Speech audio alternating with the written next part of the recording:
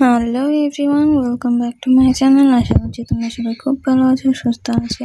এই যে সেই শাকের গাছগুলো যেগুলো তোমাদেরকে দেখিয়েছিলাম ছোট ছোট, আর এখন দেখো কতটা পরিমাণ বড় হয়ে গেছে। আর আজকে সেই শাকগুলোকেই তুলছি। লাপা, পালং, তারপর হলো কাকড়ি, ধনিয়া, মানে 12 মিশালি শাক। আর এতটা পরিমাণে বেশি বীজি ফেলানো হয়েছে যে পুরো জাম লেগে গেছে। তো তার জন্য এই যে মাঝখান থেকে কিছু কিছু শাক তুলে নিচ্ছি। তুলে নেওয়ার পর এগুলো আজকে শাক রান্না করব। তো নিজের জমিতে ফলানো শাক খেতে কিন্তু খুবই টেস্টি হয়েছিল। তো এটা মানে প্রথমবার আর কি ওর বাবা এই জমির মধ্যে শাকটা ফলিয়েছে। এই পাশে আমি বলেছিলাম তোমাদের হয়তো যে ওর বাবা জেদ করে এই জায়গাটা চাষ করেছে।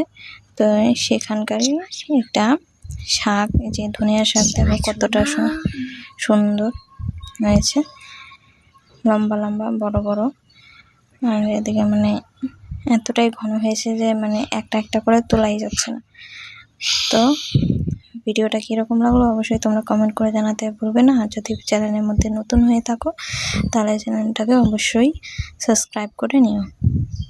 দেখা হচ্ছে নেক্সট ভিডিওতে। আজকের জন্য এইটুকুই।